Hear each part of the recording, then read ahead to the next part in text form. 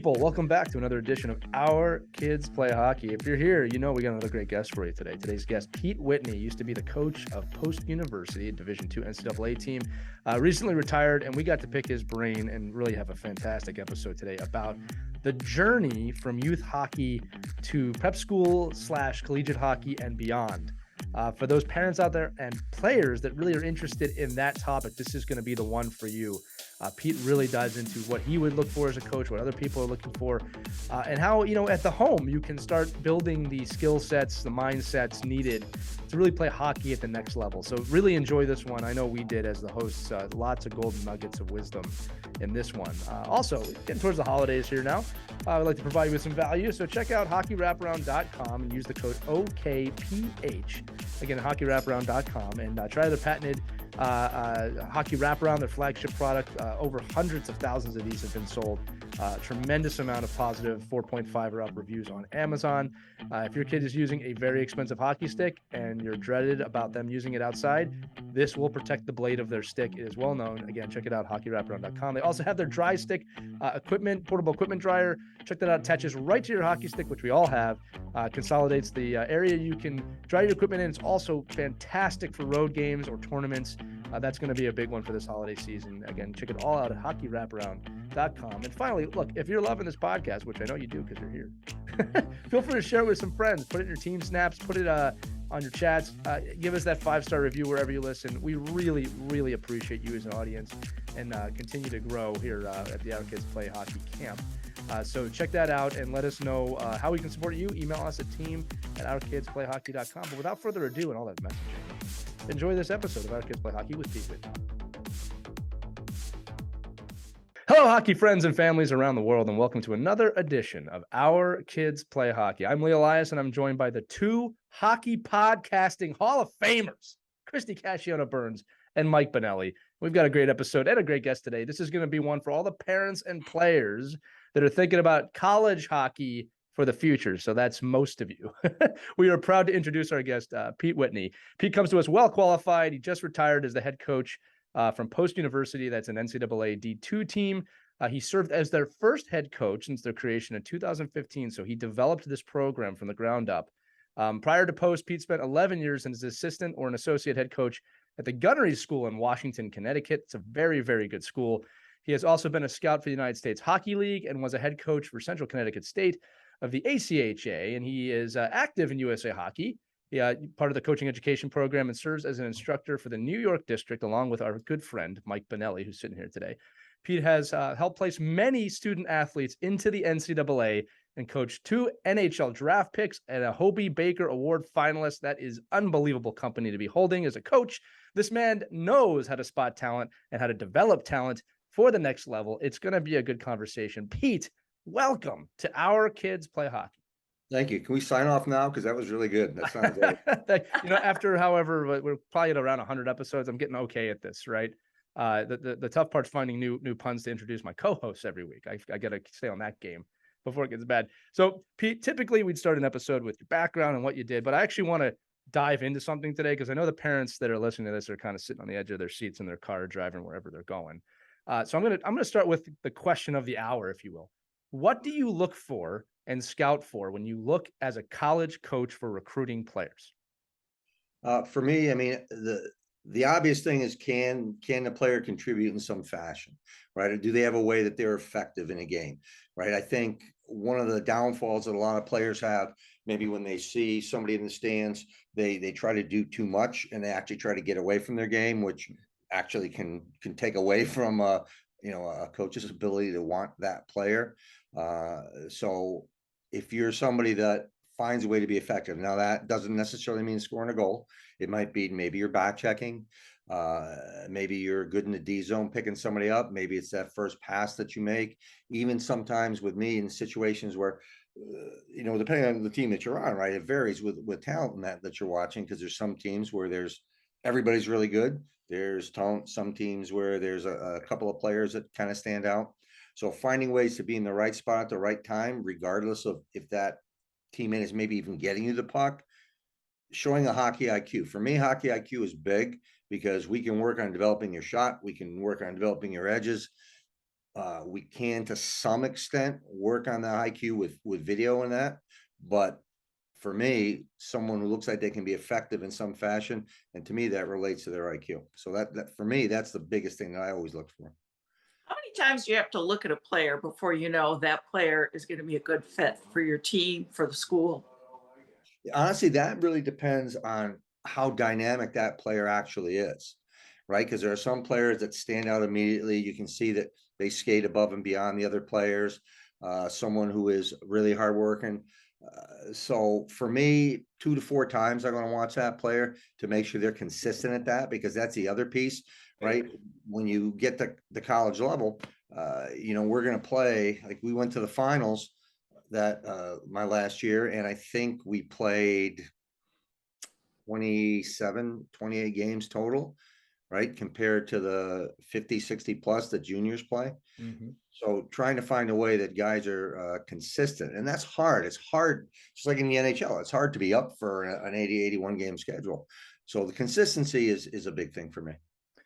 I also want to say, but you brought up a great point that it made me think of a story of Dennis Rodman. Basically, he started playing basketball very late in life, was not a good shooter, but he said, and if you ever watch The Last Dance, he says this: I knew I could be good at rebounding, and he became essentially the best, or one of the best rebounders of all time, to the point he got noticed by the best in Michael Jordan. So for parents out there and players out there, I think it's really important that what your child excels at. And it's important to build upon, and Pete, feel free to comment on this, build upon all skill sets. But, I always say, if you're in a scoring league, become the best passer. If there's people in the league that are having a hard time passing, get great at being a playmaker. Or as you said, the hockey IQ, find other ways to separate yourself from the crowd. Because I know when I was coaching college or even in the pro ranks, you're right. We look for a diverse group of things, right? We need something that's going to fit into our team, fit into the equation. And don't get me wrong, if there's a guy or a girl that has all 5 of the traits you need, everybody wants that player. But it's finding that right person that's going to fit. And then on top of it, Pete, throwing it back to you, there's the culture aspect of it, the personality aspect of it, right? That the talent is just not enough. Sure. I mean, for me, finding that player too, like what you were just talking about, Lee, with, right, that player does all 5 things. Obvious, stands out really, really Right. well, really easily. But part of the fun for me recruiting was kind of maybe finding that player that maybe is a little under the radar, that maybe isn't super flashy, but I know that player can be better. Right. And for me, that's the fun of coaching, was growing and developing them. And then the second part is that conversation, when the event's over and you're waiting around a half hour with all the other coaches in line to talk to different players, see what the conversation is. Can that player hold a conversation? And at the college level, honestly, my first question with that player is, how are your grades? How are you doing Right. in school? Right. Yeah. And That's important. That is critical. And I think a lot of kids forget that, and they may not realize how difficult it is to play college hockey and maintain good grades and go after your dreams career-wise, not just athletically. It's like having a second full-time job. I think kids really need to face that reality. And once you get into it, be careful what you wish for. It's a lot of work. yeah, I mean, the other part of it too is there's a certain about a knowledge that I think some parents, no fault of their own, they just don't have. So at the Division I and Division II levels, there's something called the NCAA clearinghouse. Well, in order to play at those levels, you have to have a particular GPA in your core courses. So very often you'll have a conversation with a player and you'll say, well, what's your GPA? Well, my GPA, let's say it's a 2.5 or a 2.6. I think it's a 2.1 or it might be 2.2 now to get through, but it's only on your core courses. So the course that you had in, basket weaving and introduction to maybe whatever doesn't factor into that. It's your math, your English, your science, and your social studies, right? So that's an important part to understand too, because guys will get, unfortunately, sometimes there'll be a little bit of surprise for players, right? That hey, you know what? You don't really have a 2.5 because these courses don't count, don't matter. And that's only to Division I and II level. 3 is not like that. 3, if you got the minimum GPA, you're good to go.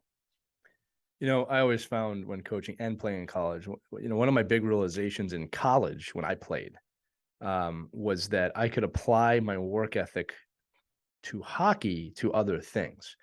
And it took me I feel like too long to figure that out. But I remember in high school, I was focused only on hockey and just I wanted to get to the next level and I would do anything I could. And I would say I didn't get horrible grades, but they suffered for that.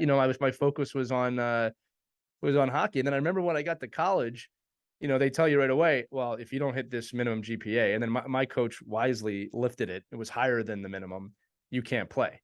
So suddenly I was like, well, I have to do good in school to play hockey. And Christy, to what you said, it became a second job. I don't know which one I considered the second job.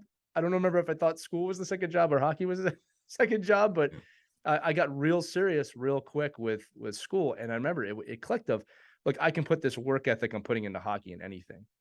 So for parents listening, I always like to share that message because I want your kids to know that before I did, right? If they can learn that in high school or middle school, that, your schoolwork and really anything you want to do in life, you can apply your passion or your work ethic to it because it all becomes part of it, right? And Mike, Pete, Christy, we talk about this all the time. The best athletes, they're doing it all the time with everything they do, right? Connor McDavid does not just get competitive on game night. He's probably competitive all the time, and you can pick any great athlete. That's how they operate. So Pete, throwing it back to you, you've got to coach a lot of athletes in your coaching career, right? Any ones that stand out in the qualities that they had, or maybe ones that didn't have those qualities that developed them? I'm trying to find messages for parents that are listening of, my kid's somewhere in the middle and I want to find these traits or these coaches too that can help develop them. Sure. I think for me, I use the phrase that winning is a byproduct of everything else that you do. And that does not just apply in hockey, because I think hockey, because of the adversity in our sport, right? I mean, you take people, put them on steel blades, give them sticks, start whacking each other, tell them to behave. There's a lot of adversity going on in our sport, right? So getting through all that and learning all those pieces of adversity and how to overcome them, it becomes part of the fabric of who you are. And I see that with a lot of my guys after they've graduated now, because I had from prep school to college, all the classes I've gone through, the guys that are the most successful are the ones that understood that, that did whatever they could to be better at everything. And now that's not just, doesn't mean just on the ice, because once you get into college and to some degree in prep school too, there's things like student activity committees, fundraising committees, student government, things like that. People that get involved and then learn to excel in whatever it is they're doing, that carries through to real life. And in my past, to answer your question, those have been the best players. Those have always been the best players, without a doubt. The people that were singularly focused were good, but not having the same opportunities that those other people did. It's a fantastic point. And that comes from somewhere. So this is the next dreaded question for the audience. Parents obviously play a role in moving their children from youth hockey to the next level, right? What do you look for in parents when you're considering a player? Ooh, that's a good question. I look for a parent that allows their child to be, or their son or their daughter, to be proactive in what they're looking for. And independent, right? Right. I don't want to get an email from a parent. My most dreaded conversation is, hey coach, I don't know if you watch my my case, it's a boy, right? I don't know if you watch my son play, but he was number so-and-so, the team's not great, but he's doing okay.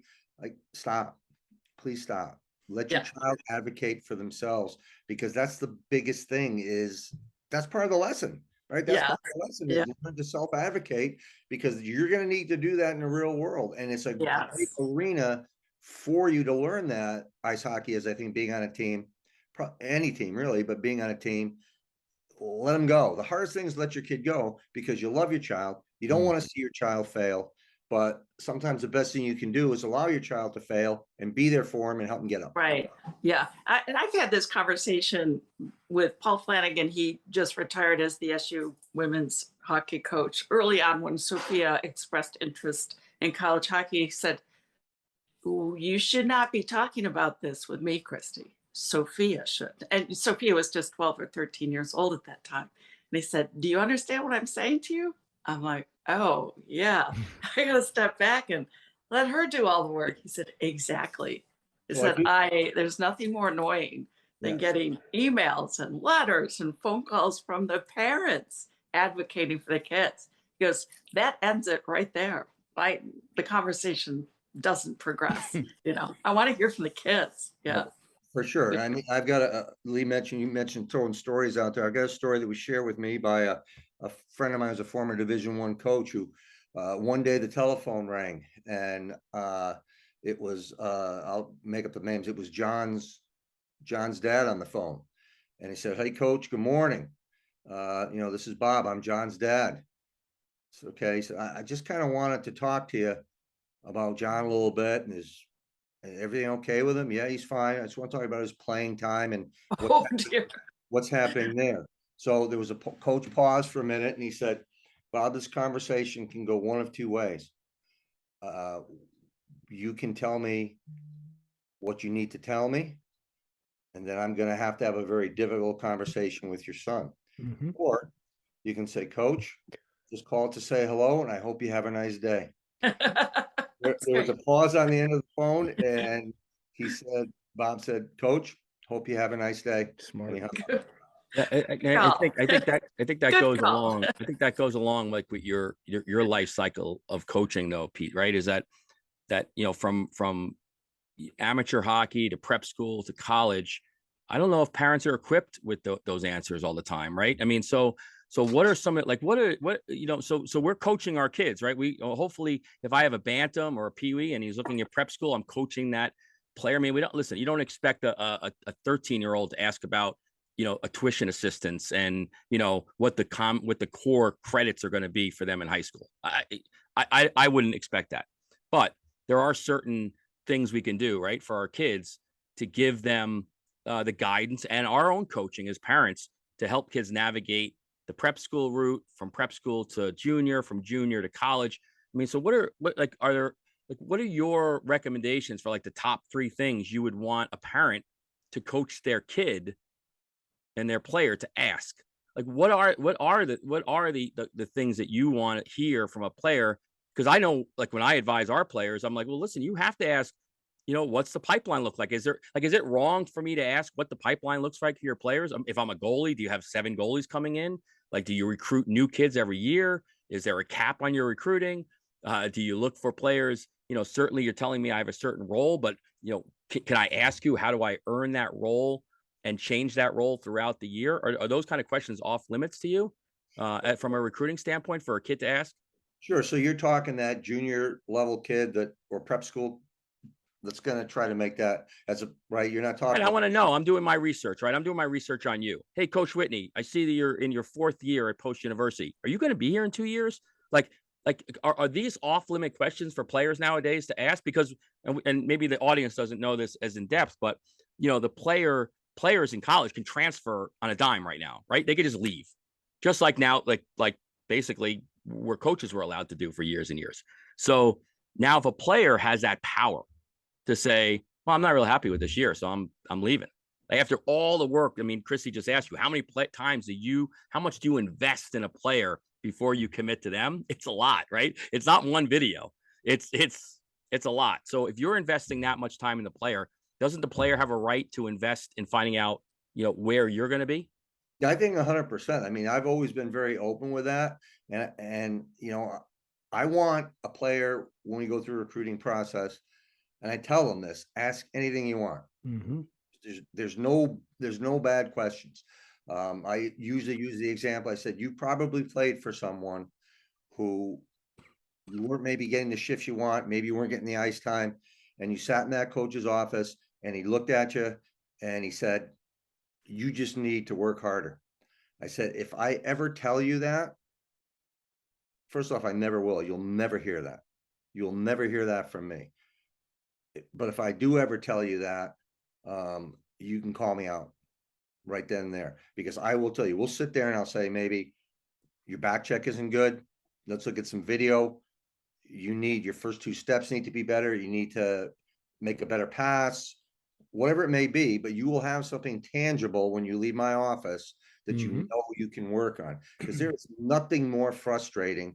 Just picture it in your daily life, right? If you're working for somebody and maybe you didn't get a promotion or you didn't get a spot you wanted, and your boss said, just hang in there, man. Just hang in there. You'll be okay. Yeah, and then your seat's What's the taken the next day. job? You come in on Monday, you're like, what do you mean I have a job? You did told me everything was fine. Oh no, you just weren't working hard enough. But what was that? And I love that. Like, what does that mean? Okay, I'm not working hard enough. Oh, I'm looking at your progress report. I talked to your advisor and you're late for class every day. That's not a player. Like, if I'm a coach, I'm like, I can't trust you. Like, I can't trust that you're going to be here for me. So I'm out recruiting right now for players that I know will be in class every day on time. And then I don't have to, put that same effort in. So, so I guess, like, where is that fall on the pecking order of you're in a room? Because most high school kids are going to be like, I don't know. Yeah, it was okay. Like, that kid's going to be in a room alone with you. Right. Hopefully with a parent, but like, I know when I was heavily recruiting, it was always, okay, the player goes off, with me, and the dad goes and the mom go and see the tour of the campus. And I get to kind of be in the room with maybe my captain or one of the leadership and saying, hey, we're going to ask questions, because and the best people to ask is my leadership. Ask the people that are on my team right now. I mean, I remember one of my recruiting visits. I won't name the school, but I'm like in the bathroom and 2 hockey players walking in, like, you do not want to come here. This is the worst place you could ever be. These are 2 players that are on the current team. Right? This is the worst campus. It's the worst coaching staff. I come to find out these are both like 4th line guys, right? And they see me as a threat because they're like, okay, well, this guy's coming in. Like, I don't want this guy coming in against another person I got to compete against. So is it wrong for a player to sit in the room and ask you, okay, I looked at your roster. You only have 1 senior. Where do I fit in? And then of course I think I fit in, but what can you tell me, some tangible advice you can give me that I can walk up the ladder on your team? I mean, that's okay to ask, right? Yes, I mean, 100%. At the end of the day, I want, and you mentioned, players, because some players will come with their parents and some won't come with their parents. It all depends. If they come with their parents, quite honestly, I include the parents in the conversation, because I don't have anything to hide. I mean, parents, you ask a question, player, you ask a question, because at the end of the day, I want people that want to be there. When you finally make your decision and you come to play for me, I use the phrase, I want you to take down the rearview mirror and just look forward, because that's where we're going. I don't want you to have, well, what if I had done this or what if I had done that? If that's where your head's at, I'm probably not the place for you to be. And that's okay. If I'm not the place for you to be, the reality is we will find someone else. And if you're on an opposing team, we see it, end the game, shake your hand, wish you well. But having that knowledge and knowing all the answer to those questions, Mike, like, yeah, open book, always was willing to answer questions. They're never necessarily always easy questions. Sometimes you agree to disagree on certain things, more so after a player's been with you for a while. But in the recruiting process, ask absolutely everything, because that's how you're going to find out who that person you're going to be playing for the next 4 years really is. If they're evasive, if they beat around the bush with answers, if they don't give you an answer, if they give you a political answer, then you got to decide if that's somebody you really want to play for. Right. Can I just add one little thing in there, just on this subject? Would you rather hear from my son's hockey advisor at 15 or my son? I'd rather hear from your son, because I know the advisor is probably you. And Right. Well, I paid a lot of money for that advisor to call you. So that's right. And we're paying the tuition bills. So yeah. So I guess that ultimately, yeah. I have a prep school question. It is different for women and men. Do you ever look at kids who are not in prep school to recruit for college now? Because it just seems like the trend continues. More and more kids are not playing high school hockey. They're leaving high school if they're serious about playing college, to play a prep school and then play juniors in order to get looked at. And then, I've seen it at my daughter's college, the freshmen are 22 and 23 years old now. Just Yes, starting out. so it's a little different, I think, in the women's game than the men's Yeah, game. it is. It's definitely different for Because there are women. so many junior opportunities for the men to play that it's Right. a natural thing that you do. Whereas with the women, prep school to college is way more common. But to your point, it is becoming less common. But I think some of that too might be geographically where those players are coming from too, Mm, where it's perhaps more accepted that, well, go play post grad, go play a junior year. Because I mean, the reality is, and it's true. I mean, women are more mature than men. I mean, they just are. They mature at an earlier rate, quicker rate, and they seem more focused on, I want to get to school and I want to get my life going. Whereas guys are like, okay, let's do it. 2 more years. How long can I play? It's just a little different attitude. I think a little different mindset. Not that it's right or wrong either way, but I just find that as a difference. I just say that because I coached high school girls for about 6 years. I did that, and I just found them more like they knew pretty much what they wanted to do for a career when they were seniors in high right. school. Yes, I Whereas the found that guys too. are, guys are. But I guess the question is, so I'm a parent of a boy who wants to play college hockey. Do I have to accept the fact that he's got to go to prep school at age 14 and 15? He's got to leave his high school, forget about playing high school hockey. If he's got a lot of talent and it looks promising that college is going to look at him, do I have to accept the fact that he's got to go to prep school? I don't think he has to go to a prep school, because I mean there are a lot of opportunities for those for the guys, and like to your point, not so much with the women to play like U18 and kind of work your way up. So you could be going to your high school, still going to the dances and doing all that stuff, because that's important. I mean, those are things that they give up that they don't think about at the time, but down the road they do. They can matter, right? So you do have the opportunity to still go to your high school. Problem there is you're not playing for your high school. You got to deal with the social aspect of that, of why you aren't playing for your high school. Exactly. Right. But at the end of the day, getting yourself to where you feel you can be most successful and you are most comfortable.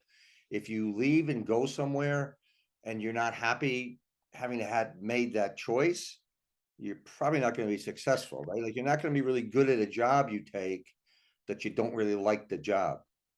Yeah, I think this comes back a lot to what the kid wants versus what the parent wants, and then that really challenging balance of parenting your son or daughter through that time, right? Because there's really no right or wrong way to do it. I will say this, Pete, that one of the things I think we're seeing right now, nationally, is that there's a little bit of an accountability issue amongst parents and kids, younger ages, in the sense of, and I've said this before on the show, look, it's really hard, very hard to watch your kid fail, right? But what I find is that it's, as a parent, it can actually be easier to fix the problem because it saves you as the parent the pain of having to watch your kid fail. And I think personally, and again, there's a delicate balance here for everybody listening. Everybody has to kind of do it their own way. I'm not saying there's a right way, but you do have to let your kid fail, right? You have to let your kid learn how to fail and deal with that adversity and rise up and fail again and rise up and fail again. And I think that that's not happening enough, right? So what happens is, Christy, to your point, 14 or 15 years old, the prep school question comes up and they're really not where they need to be because they've not faced that type of adversity. And then they go because either the parents are telling them to go or it looks like a great option. And you're just hit in the face with all this massive adversity. Pete, you alluded to that, things that happen in high school and they can't deal with it.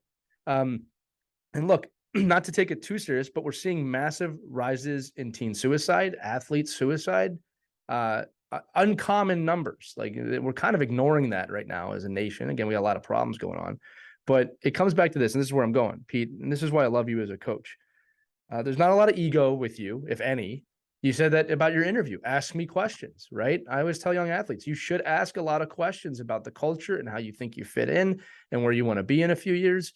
You want to have that relationship with your coach. Don't make it political. Don't talk about how great you are, right? Find someone you can work with, and you need a coach without a lot of ego with that. I've had coaches that have told me how it's going to be before I've even asked a question. I don't want to play for that guy, right? Or if I suggest something, I've had coaches where I've suggested systems, right? Pete, I just said, hey, I played this in the past. What do you think about this?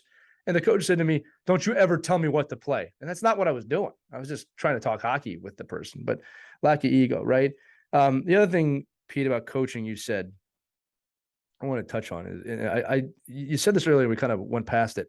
I love that you said that when someone comes to your office, you want to give them something tangible to leave with, to work on. I think that's so important. I think that's the whole point of coaching. Again, going back to what I said about parents, it can be real easy just to say, no, I'm right, get out. You know what I mean? Or to say them that. So giving them tangible things to work on, something we should be doing in society too, right? I would say coaching and leadership should be transferred, are important. So sorry, I'm monologuing a lot. Here's the question I had. All right. With everything I just said, you've coached a lot of different levels, a lot of different roles. How have you evolved as a coach over time, and how has coaching evolved over time? Keeping in mind some of the things I just said. Sure. I think for me, yeah, I mean, I can remember times where, honestly, way back, my way or the highway, right? Mm-hmm. And I can go back even further. So I'll go back. Here's a good story. Hopefully it doesn't embarrass my son. I don't think it will. He's 8 years old. I'm coaching a squirt team, right? And we argue way too much in the car on the way home about his play, about how the game went, that kind of thing. So we made a rule that when I'm on the bench or at practice, I'm coach. Mm-hmm. I get in the car, I'm dead. And I'm not going to ask you anything about your game again.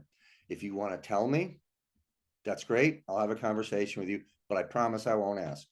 So this goes on for about 2-3 weeks.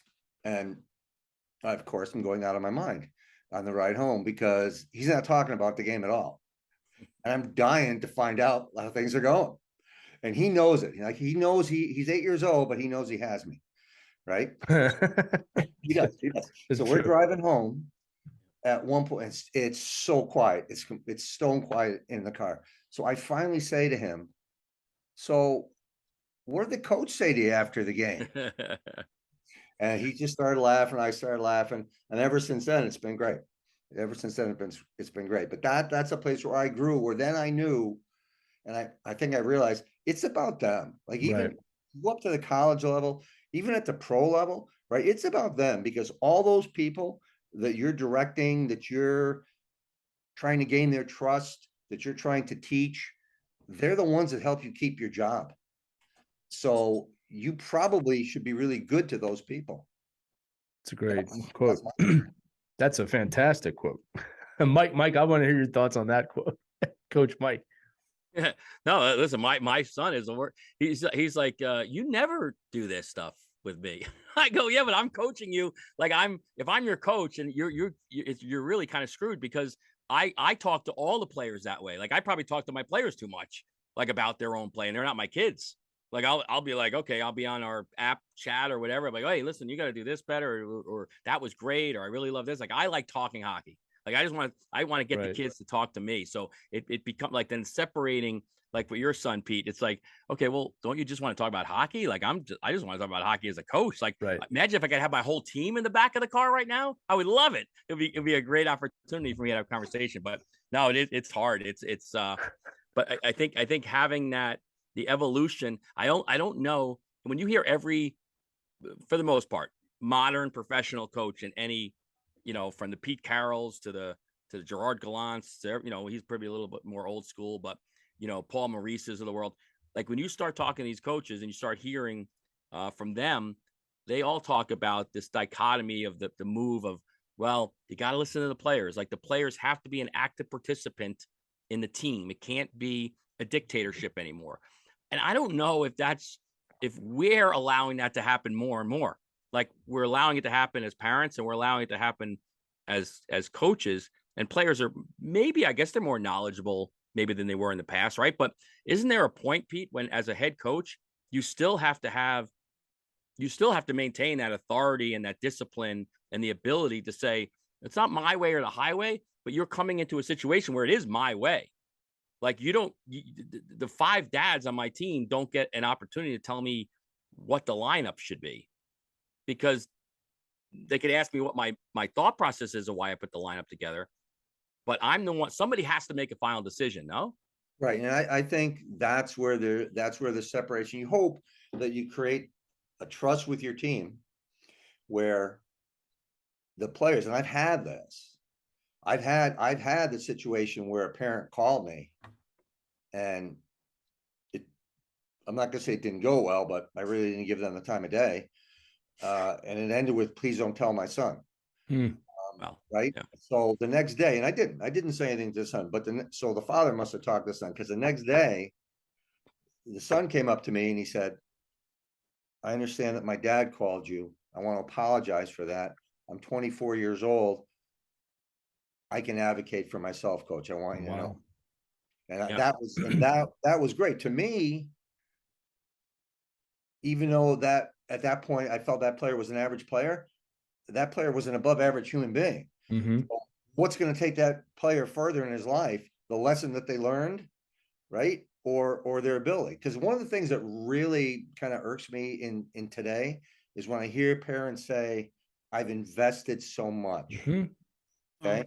So you have your child take piano lessons for 10 years.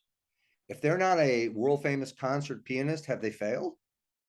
No. But in athletics, if that son or daughter hasn't reached the highest level, somehow you affix blame and or failure to that, which is probably the last thing you should really do. It's terrifying, to be honest. That's the word I use. Yeah, that is terrifying to me, that you would equate a numerical worth to their time as a hockey player, when that is the farthest thing that should be from your mind.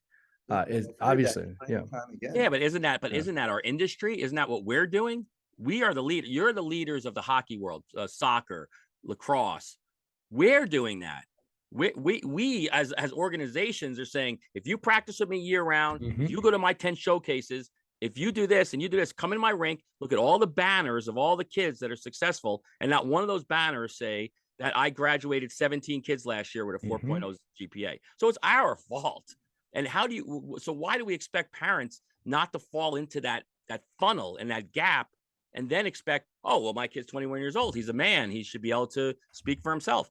When all along the way, we've never built that into their, who they are. And that's so I do agree that that success is not making an NCAA Division I hockey team. There's success in that.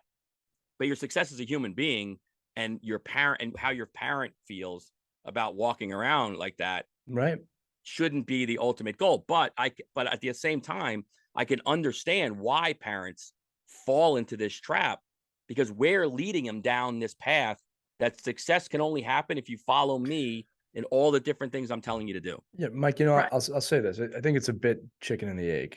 All right. And like, you're absolutely right in what you're saying. But at the same time, there just needs to be a massive culture shift that has nothing to do with money here, of what we value as a society. And, again, if making the NHL is the top priority, I mean, that's just not a strong value to me. I get it. Like, I get it. That was my dream for a long time. Right. And I didn't do it. But I don't equate my success as a human being on whether or not I did that. And I think that two things, and then Christy, I'd love your thoughts on this too. You were talking about your son being 8, Pete. My son's 8, right? And I had to come to the realization, Mike, you said this, I love talking hockey. I want to talk hockey. He is not thinking about hockey the second he gets off the ice. He's thinking about video games and other things. So I had to, empathize with that, of being 8, which all of us have forgotten what it's like to be 8 for the most part, and kind of appreciate that he can be that present and be done with the game and not care. Yeah, thank right? God. Yeah. So I think a lot of this also comes down to our ability as people to just listen and note and watch, right? And that just because I love to talk about hockey, and this is what it is, Mike, with parents, in my opinion, and coaches too, what I want or what I think is not what everybody might be wanting or thinking. And it's That's empathy, right? Just putting yourself in someone else's skates or shoes for a minute and saying, my 8-year-old doesn't care about this to the same point that I do, and knowing that. And it's Right? funny, right? Because you're to some degree you're talking about choice and people's ability to be different. But when you get into the rink, they struggle with that. Look in the parking lot. It's not just black and white Chevrolets. It's every color car you can imagine, right? It's every brand of car you can imagine, because people have choice and they're willing to figure out what works for them. But once you walk into the rink, it's like, Lee's the best player out there. He's the most successful kid. I'm going to watch what Lee does, and that's what my child's going to do. Right? Instead of, like you're talking about, just love the fact that your child's an individual. Right. Teach them to play to their strengths, whatever that may be in life in general, in the game for sure. And then just enjoy it, because like it happens quick, right? Like my kids are grown now. I got grandkids. And the best thing you can do is actually have a really good relationship with your children, Right. which I'm fortunate to do. And like at the end of the day, everything else will take care of itself. Again, you know, winning, success, all byproducts of everything else you do. So yeah. But if I just follow you, where's my identity? Where do I come in? Right. Right. And also support them if they decide in the middle of their college career that they want to leave the hockey program. Oh. I've seen that with kids. It's hard, but it wasn't right for a couple of college students. They decided sophomore year, I'm done. It's not what I thought it would be. I want to go to Europe in the fall. I don't want to be playing hockey. I want to do, you know, a program, study abroad, you know. So you also have to let them decide what's the right path, and don't get it in their heads that if you don't do this, we work Right. so hard to get here, this means you're not succeeding. This isn't the plan. The plan can change. The plan can change, and you 100%. have to accept that. Yeah, Yeah. I think every parent should put into their phone the phrase, "I'm only as happy as my unhappiest child." It's so true. Listen, Mike, Christy, we've all seen this. I have seen too many kids pushed by their parents, not in a healthy way, where Right. their parents are trying to live vicariously through their kid. Yeah. They almost always burn out before making it anywhere. And the ones that do make it, unfortunately, 95% of them have drug or alcohol problems because they don't want to be there, or they feel that if they stop playing, they're going to let their parents down. Right. It's a dangerous place to be. Right. And so again, I don't want to turn this episode dark. Yeah, but they do put a lot of pressure on their kids. It's a balance. It's a balance. Look, again, there's no perfect parents. It is so hard. You guys, again, Pete, I always talk to Christy and Mike. This show is like therapy for me at the start. I've been in hockey my whole life, but my kid's a mite, right? So I've learned so much just by being a mite. Kind of help. Oh yeah, there's nothing that a donut and a hot chocolate can't solve when you're a mite.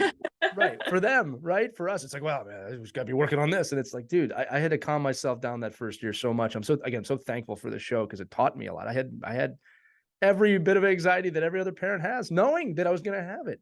But is that a red flag, Pete? When a dad, mom, and the kid are in your office, like, so this is what we have in store here for this team. Like, we think. And it's like right now, it's like Lee with all the Philly fans, like, oh my God, we had a great game last night. Like, you had a great game last night. Right. I said they had a great game last night. Right. The team, right. Like that, you know, and that's like I hear that all the time. Like, we're in Ranger country here, right? It's like, oh my God, we're doing so well. We're doing so good.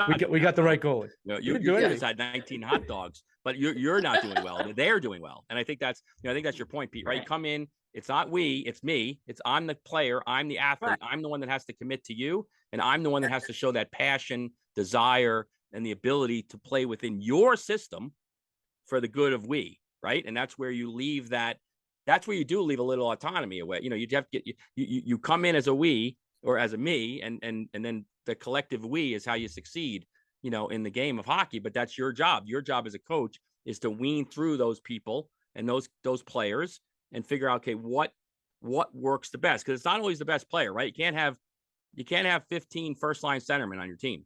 Only one puck. It's only one puck. Right? So somebody has to compete.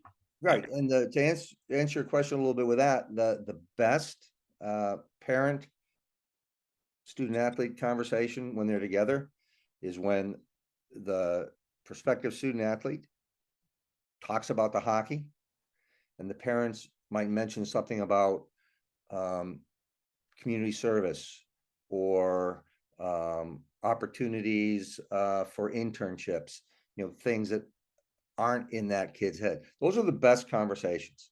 Those are the Right. best conversations. Well, This I used to conversation- have those red flags all the time. I was an admissions director for 6 years, and I would sit in the room with mom and dad and a kid, and I who's the coach? How long has he been coaching? What has he won? Where has he won? Where has his players gone? Not one question about, who runs the physics lab? Who's the best music teacher in the place?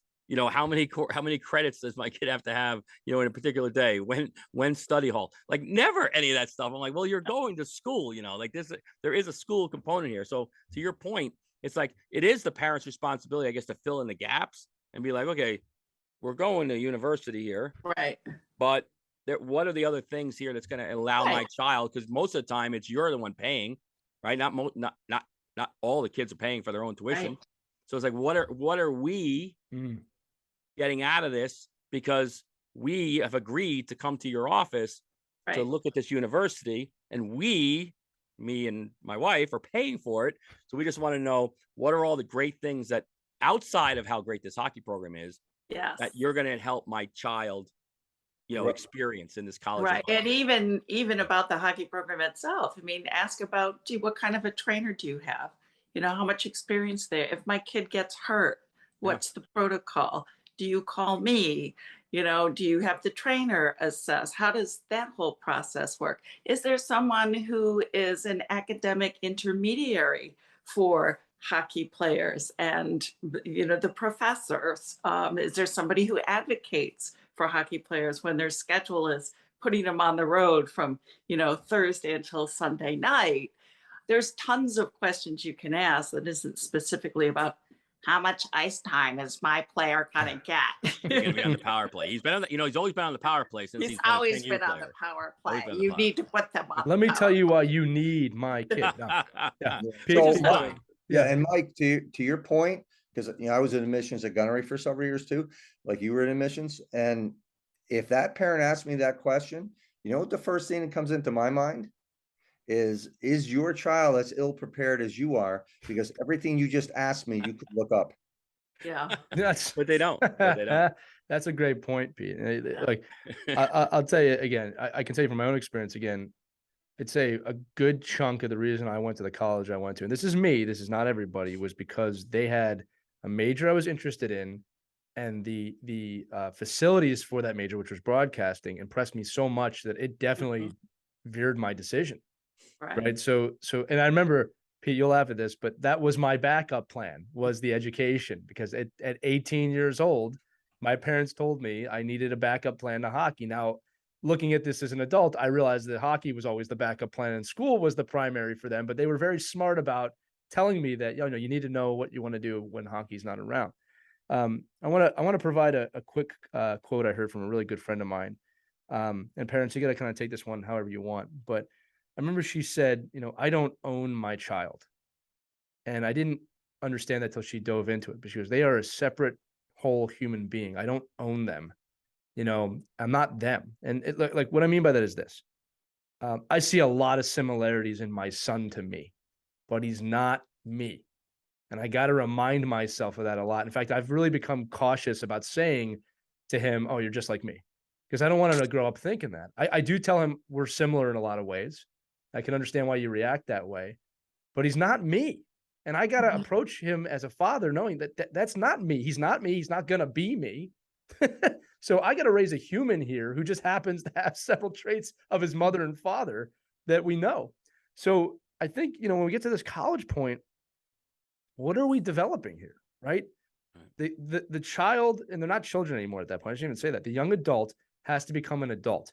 And this coach and this program and this school are going to be a path to them learning that. To me, that is by far the most important basis for questioning.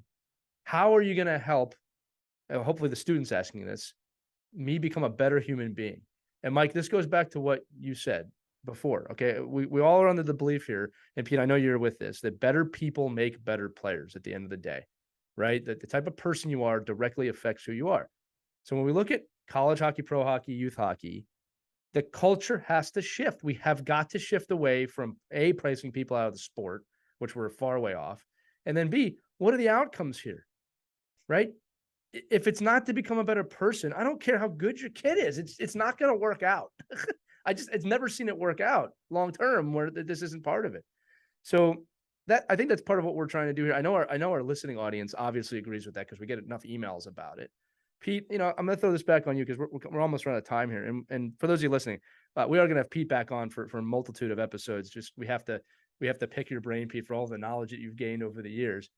But you're a big culture guy. I know that, right?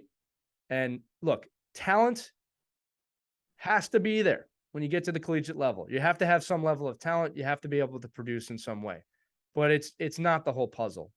So, Pete, I guess the question I want to ask is what percentage, or, you don't have to put a number on, but how much does culture play into it? How important is culture to winning? How do we develop culture pre-college? And how do you cultivate that culture for college and beyond? So that's a lot of questions. It was like 6 of them. I apologize. I've been known to do that. So I think early on, like, it's going to sound silly, right? But I mean, something as simple as, I don't know, because I have grandchildren now, right? And they're just sort of getting to that age because they're youngish. Do kids still do chores around the house? Oh, Right? I mean, how about something as simple as that? Like, is that not the beginning of responsibility and also some satisfaction, right?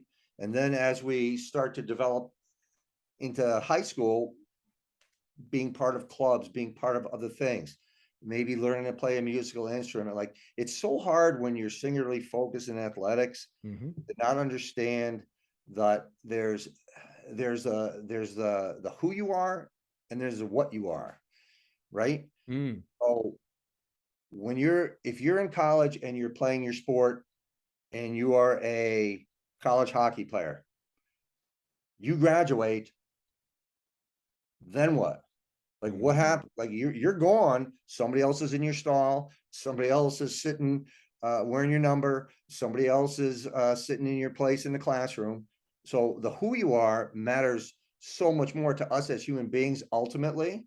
Where the what you are, that's like the fun stuff we got to do. Like, I coached for 7 years at Post, and it was fantastic. We got to the finals our last year. It was great. But if that's all I ever was, like, I want to be a dad, I want to be a husband, I want to be a grandfather. I have just as much fun taking my grandson out, teaching him how to fish, than I do anything else I do in my life, because I know there's more to it than that. And I think the fact that if you understand that there are more things to it, like I said, all those little things that you do in your life, helping out, being a good brother, being a good sister, because husband, wife, nobody else gets to do that except you. You're the only one that gets to do that.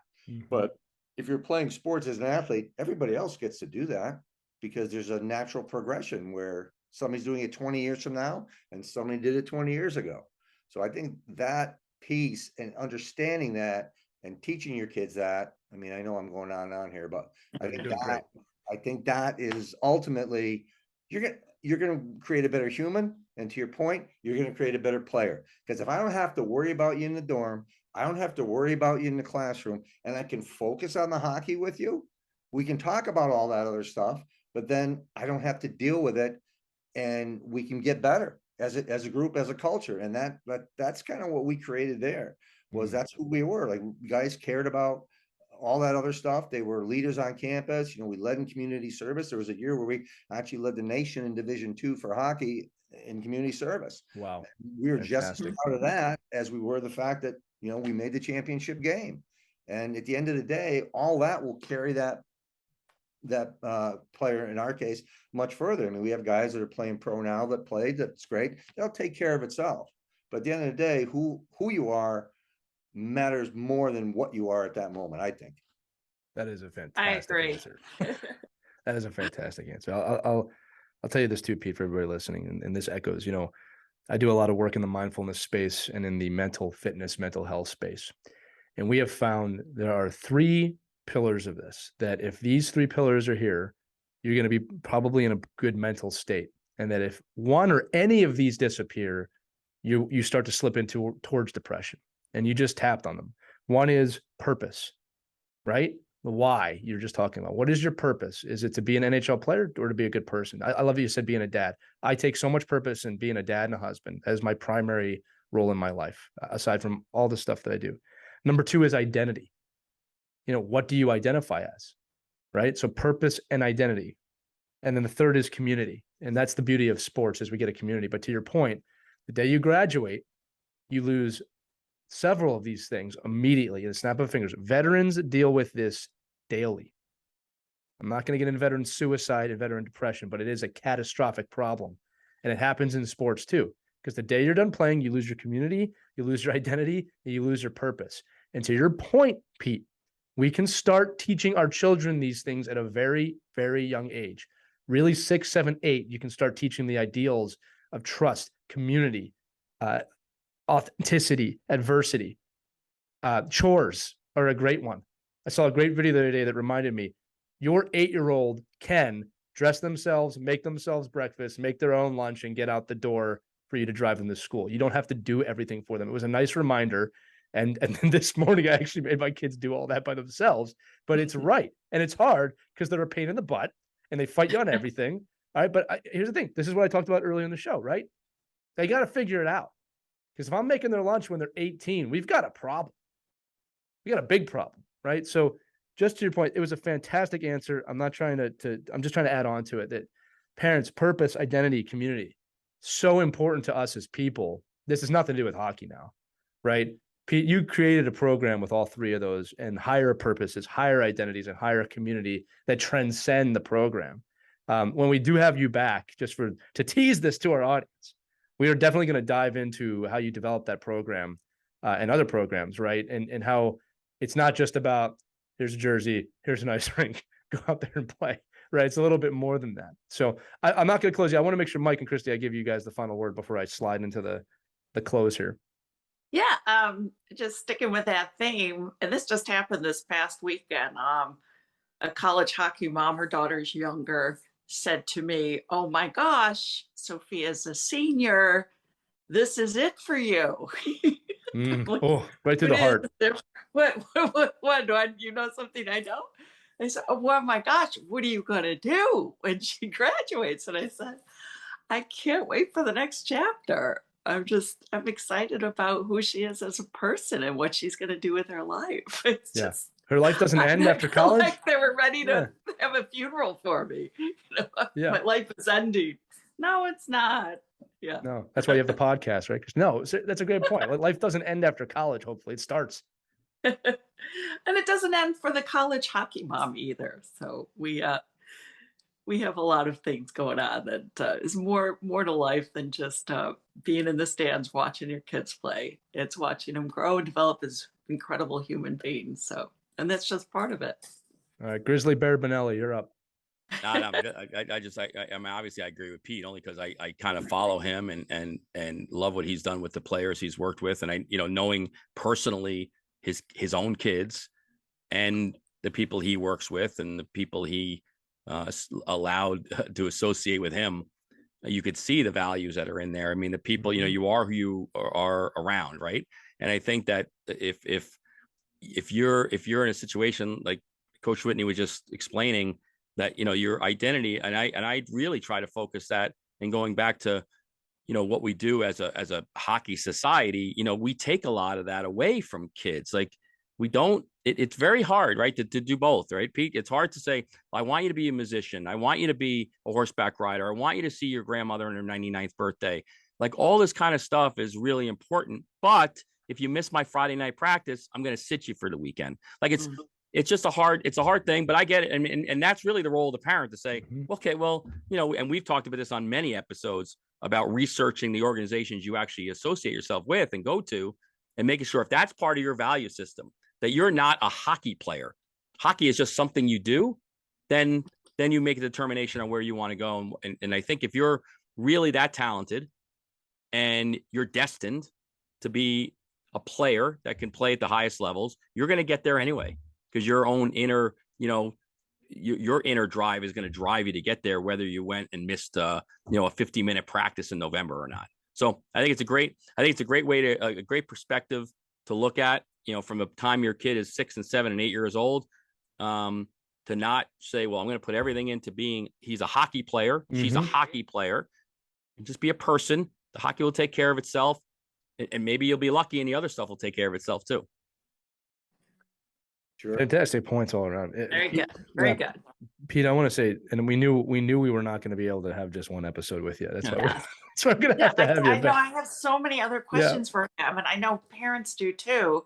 So definitely send us an email and we'll try to get those questions, and we'll even have Pete answer them. I'm sure you'd be very generous about that, Pete. For sure. He's retired. He has plenty of time. Because I mean, there's the whole aspect of how much do you invest in, hiring someone to do videos for your kids, to get, people to look at your kid, and the whole recruiting process itself can be a whole nother episode. So we have tons of other questions for you all the time. Yeah, exactly. This is what, Christy, you and I were on the same mind right there. Yeah. So listen, if you do have questions for us or Pete, he will be back. Feel free to email us at team@ourkidsplayhockey.com. Again, we do this show for you. Amazed how many emails come in. Some of them just thanking us for doing the show.